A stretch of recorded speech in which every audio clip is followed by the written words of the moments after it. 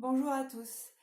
Je vous fais cette vidéo un peu comme ça pour vous parler du développement personnel tel que moi je l'ai vécu et tel que je le vis encore. Parce que c'est vrai que ces dernières années, on en entend beaucoup parler. Alors, dans des magazines, on en parle, sur des blogs, sur Internet, sur des sites Internet même qui y sont dédiés. Le développement personnel, donc, et quand je lis les articles, donc ces articles qui se veulent encourageants pour les personnes qui aimeraient essayer de faire ça, de s'y mettre au développement personnel, j'avoue que je ne suis pas toujours d'accord avec ce qui est dit et j'ai même l'impression que parfois il y a certains points du développement personnel qui sont mis sous le tapis, hein, comme pour cacher certaines choses. Or, moi, donc ça fait 7 ans que je travaille, que je fais, du moins que j'essaye de faire du développement personnel pour moi-même, parce que donc il y a 7 ans, j'ai commencé à pratiquer des techniques énergétiques. Et en travaillant mes énergies à moi, mes énergies internes et également mes émotions par le biais de ces techniques énergétiques, je travaillais tout simplement à l'intérieur de moi pour évoluer, donc le développement personnel.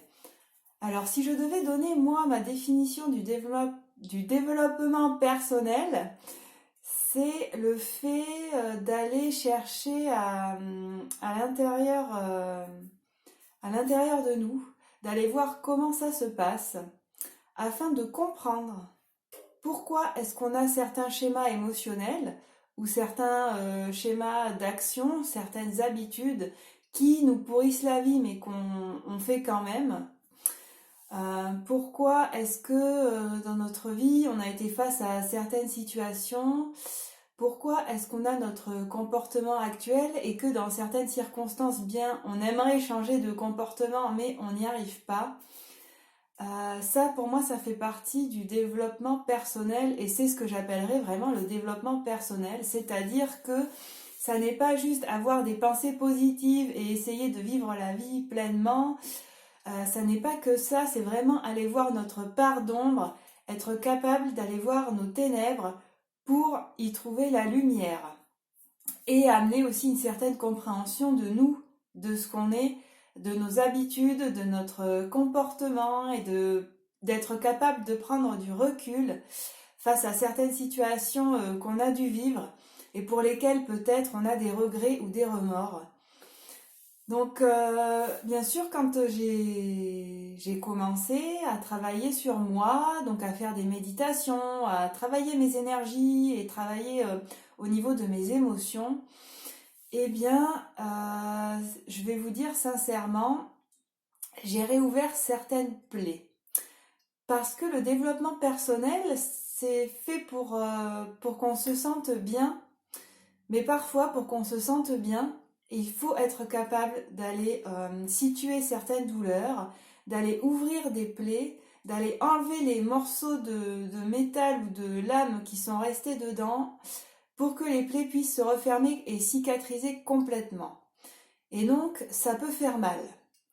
Je sais que moi et d'autres personnes qui ont fait un cheminement plutôt en même temps que moi, entre guillemets, eh ben, on a eu mal à certains moments. Et ça, c'est quelque chose justement dont on parle pas vraiment quand on parle du développement personnel. On ne va pas vous dire que parfois, ça fait mal et il faut passer par des phases difficiles. Eh ben oui. Oui, donc moi j'ai versé beaucoup de larmes sur mon chemin, des larmes de délivrance, des émotions que j'avais gardées pour moi, pour certaines choses que j'ai vécues dans ma vie et je m'étais dit bon ben c'est pas grave, alors qu'en fait si, pour moi ces choses-là elles étaient graves, mais j'avais essayé de me persuader que non c'était pas grave, alors que oui. Et quand on commence à aller voir nos ténèbres et ce qui s'est passé dans notre vie, et bien sûr pas uniquement les bons moments, hein, mais surtout les mauvais moments, ben, ça remet les choses à leur place. On peut alors sortir des émotions qu'on aurait dû sortir à ce moment-là, mais que l'on n'a pas sorti parce qu'on s'était dit que c'était pas grave, ou parce qu'on avait honte, ou parce qu'on s'était dit que c'était pas du tout le bon moment pour le faire. Et ben, quand on travaille en développement personnel, quand on est face à ses souvenirs, à ses émotions, c'est le moment d'être honnête avec soi-même. C'est une forme d'honnêteté, je dirais, inconditionnelle. On ne peut plus se mentir. Quand on commence à aller voir dans nos ténèbres, dans nos peurs, dans nos colères et dans nos rancunes et dans nos remords, eh ben, il faut être préparé vraiment à affronter les émotions qui y sont reliées. Alors, moi, ce que je vous conseille, si vous souhaitez vous lancer dans le développement personnel, il existe des tas et des tas de techniques, mais soyez prêts quand même à avoir sous la main un contact, un thérapeute, un spécialiste. Parce qu'il y a certains traumatismes que vous ne pourrez peut-être pas régler entre guillemets seul. Vous aurez peut-être besoin d'aide. Et demander de l'aide, ça n'est pas une faiblesse. Au contraire, si vous demandez de l'aide, ça veut dire que vous avez compris vos limites émotionnelles et physiques et psychiques. Vous avez compris vos limites, vous les respectez. Donc s'il y a certaines choses qui sont trop difficiles pour vous à travailler seul par des techniques de développement personnel, il est important que vous demandiez de l'aide à un spécialiste. Donc moi, pour ma part, pendant mon travail de développement personnel, j'ai été confrontée à une chose à laquelle je ne m'attendais pas parce que je ne m'en rappelais plus. Notre corps et notre cerveau sont des êtres intelligents et d'une certaine bienveillance. Et vous savez que parfois, quand on vit des choses difficiles, notre conscient va bloquer notre mémoire de sorte à ce qu'on n'ait plus du tout accès à ces informations et qu'elles disparaissent en fait de notre champ de conscience. Le problème, c'est que peut-être que ce qu'on a vécu, on ne s'en souvient plus, mais émotionnellement et même au niveau cellulaire, on s'en souvient. Notre corps s'en souvient. Et nos émotions et nos actions, nos habitudes s'en souviennent aussi. Et moi, quand j'ai travaillé sur moi, il m'est remonté quelque chose que j'avais oublié complètement de ma vie. Un traumatisme. Et donc il m'est revenu comme ça en pleine face. Alors je ne m'y attendais pas et ça m'a fait un choc. Et là encore, quand vous vous renseignerez sur le développement personnel, eh bien en général, les gens ils vont pas vous dire ce genre de choses. Alors que ça peut arriver. C'est arrivé à moi et c'est également arrivé à une autre amie, avec qui on travaillait chacune de notre côté, mais disons qu'on a travaillé à peu près au même moment sur nous. On a commencé à faire un cheminement à un moment à peu près identique. Et alors elle aussi, dans son propre travail, il y a des choses qui sont remontées, des choses qu'elle avait oubliées, mais ça c'est son chemin. Mais moi, voilà, je me suis souvenue de choses qui sont arrivées d'un coup dans ma mémoire. Et c'est vrai que quand j'ai été face à ces choses-là, émotionnellement, ça a été très difficile, ça a été un choc. Le choc d'accepter ce qui m'était arrivé. Le choc de me dire que j'étais passée à côté de ça, entre guillemets, parce que ma conscience avait bloqué complètement tous les accès à cette mémoire-là, à cette partie de ma mémoire. Mais le fait vraiment de travailler, puisque le développement personnel c'est un travail, ça m'a permis de prendre du recul et de comprendre pourquoi j'avais certains schémas de vie, pourquoi j'avais certains schémas émotionnels. Et ça c'est vraiment la mise en lumière de nos ténèbres. Et le développement personnel, c'est ça. C'est accepter qui on est. Accepter ce qu'on a vécu et être capable de prendre du recul, de voir les choses vraiment avec bienveillance et avec amour. Comprendre que ce qu'on a fait ou ce qu'on a pu faire dans nos vies on a toujours fait de notre mieux avec ce qu'on était à l'époque. Donc on n'a pas à culpabiliser sur des choses qui nous sont arrivées. Bien sûr, dans notre vie, on fait tous des erreurs et c'est comme ça qu'on évolue. Et le développement personnel, tel que moi je le conçois, eh bien c'est ça. C'est apprendre à évoluer avec ce qu'on a vécu et avec ce qu'on est. Sachant que ce qu'on a pu vivre, ça n'est pas ça qui nous définit. Parce que nous sommes des êtres à multiples facettes. Hein, on n'est pas la personne qui a, on n'est pas quelqu'un qui a vécu un traumatisme. On n'est pas que ça. On est la fille de ou le fils de. On est une sorcière. On est peut-être un artiste. Peut-être qu'on est musicien. Peut-être qu'on est la cousine ou le cousin de quelqu'un. On est peut-être la personne qui aime faire de la cuisine. Voilà, on n'est pas que des personnes avec des traumatismes, on n'est pas que des personnes avec des maladies et on n'est pas que des personnes avec des défauts. Bien sûr, des défauts, on en a tous. C'est ce qui fait de nous des humains. C'est normal. Des traumatismes, on en a tous vécu à notre échelle. Hein, je sais bien que je ne suis pas la seule à avoir vécu des choses difficiles, vous aussi certainement. Je ne crois pas qu'on puisse dire qu'un traumatisme soit pire qu'un autre, qu'un traumatisme soit plus grave ou moins grave qu'un autre. On vit tous des choses difficiles à notre échelle, on doit tous avancer à son rythme. Chacun à son rythme, chacun à son échelle, chacun avec ses propres expériences. Et donc en développement personnel, si vous souhaitez commencer à faire la démarche de faire du développement personnel, d'aller travailler à l'intérieur de vous, d'aller voir à l'intérieur de vous comment ça se passe et d'accepter de faire face à certaines émotions ou certains souvenirs que peut-être vous aviez refoulés, eh bien, il faut être préparé. Donc, comme je vous l'ai dit, connaître un thérapeute et l'appeler si besoin. Si vous vous rendez compte qu'il y a des choses que vous ne pouvez pas gérer tout seul, surtout faites appel à un thérapeute. Moi-même, j'ai été aidée par une énergéticienne.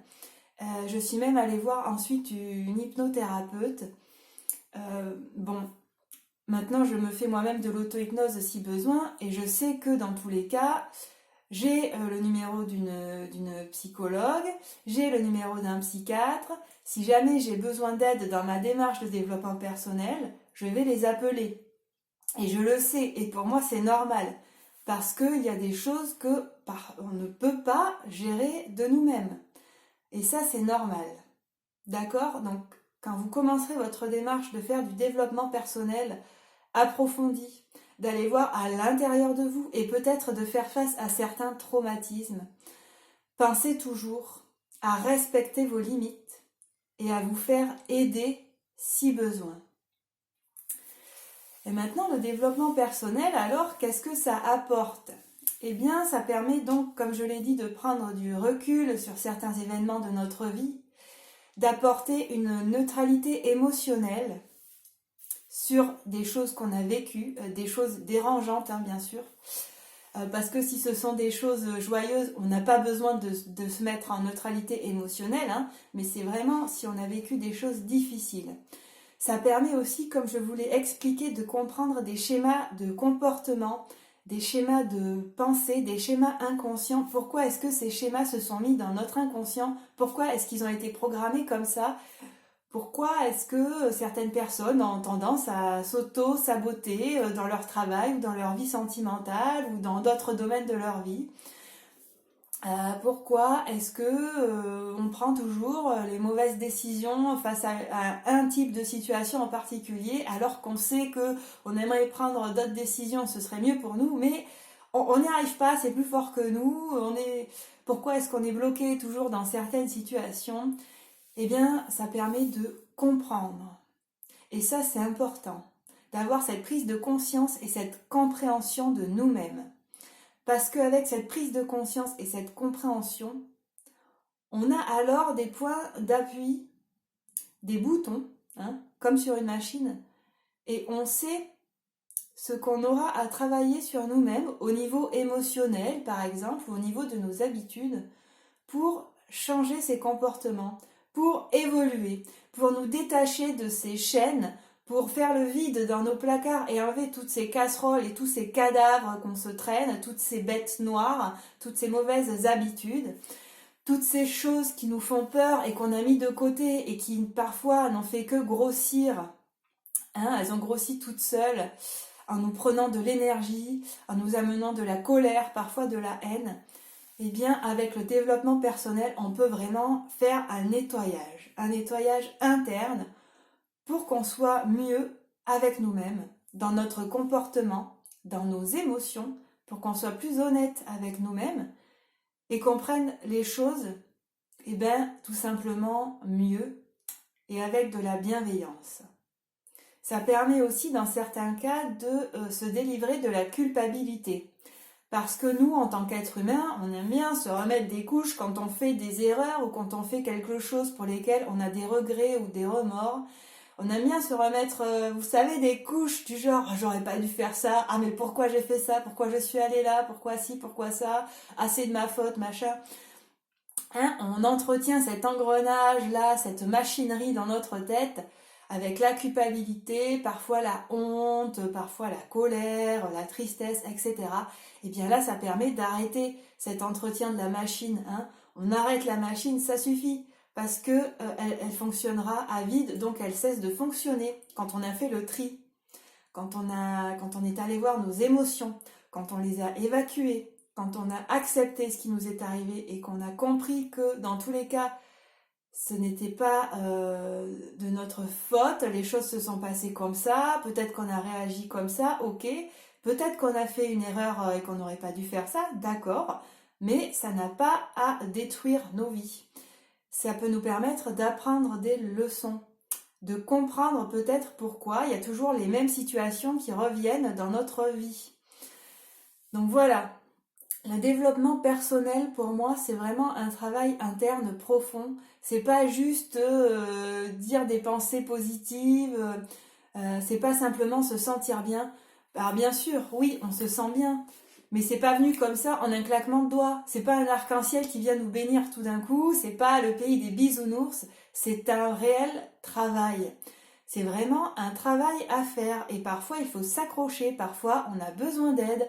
Parfois, ce sera difficile, parfois ce sera plus long. Il y a certaines choses qui vont être peut-être réglées entre guillemets rapidement, et il y a d'autres choses, ça va prendre des années à être réglé. Et là encore, chacun son rythme. Ce n'est pas une course. C'est pas parce que vous connaissez quelqu'un qui a réglé ses problèmes émotionnels rapidement, c'est pas parce que ça prend un peu plus de temps que vous le faites mal. Non, non. Chacun son rythme. Chacun sa vitesse d'apprentissage, chacun ses expériences.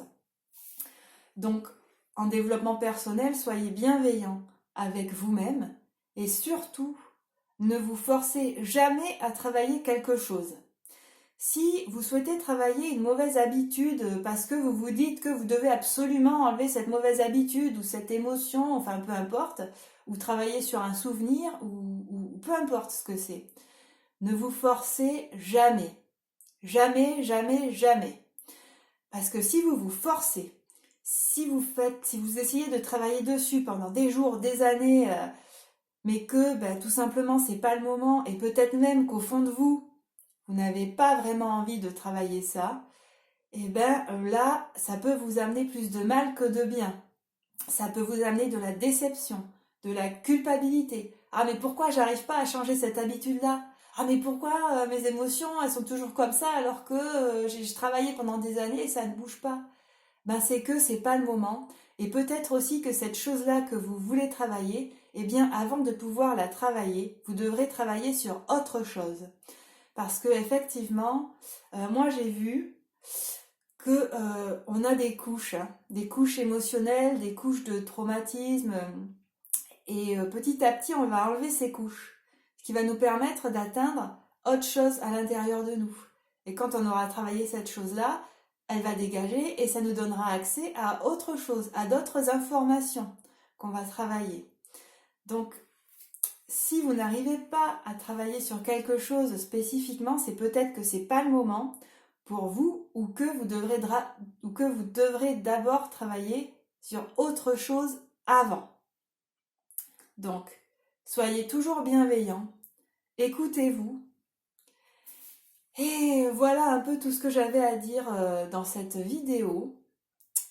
Je vous souhaite à tous une belle journée et si vous souhaitez vous lancer dans le développement personnel, soyez bienveillants, soyez à l'écoute de votre corps et bon courage à tous.